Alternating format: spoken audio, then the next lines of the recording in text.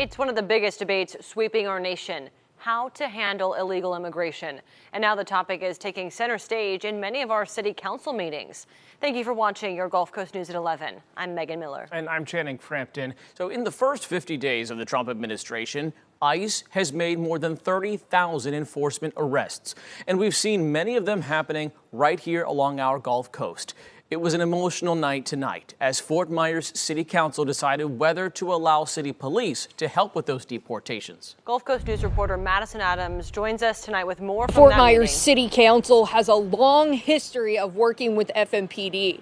Tonight, Chief Jason Fields walked into this meeting expecting this to pass.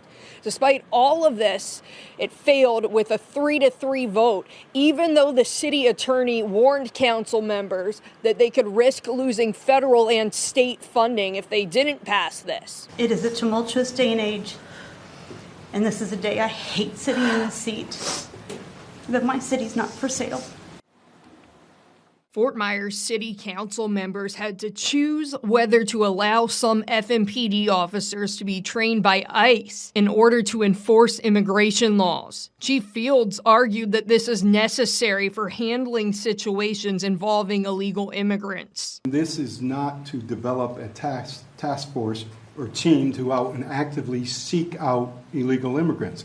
It's training officers so that when an officer comes in contact with someone who's violating law, and now they determine that they're illegal. Right now, they have to wait on ICE, and ICE can't respond.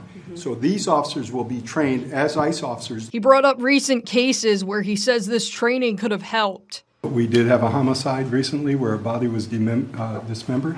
Didn't we have a sexual assault in which the suspect was? Fields ultimately failed to convince the entire council.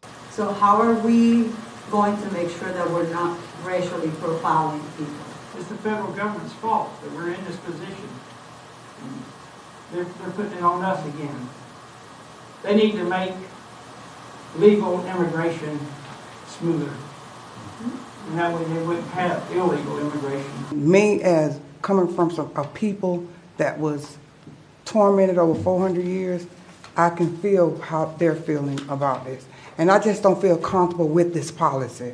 More than 20 residents, many attending their first council meeting, spoke against the measure, and their voices played a key role in the outcome. In Fort Myers, Madison Adams, Gulf Coast News.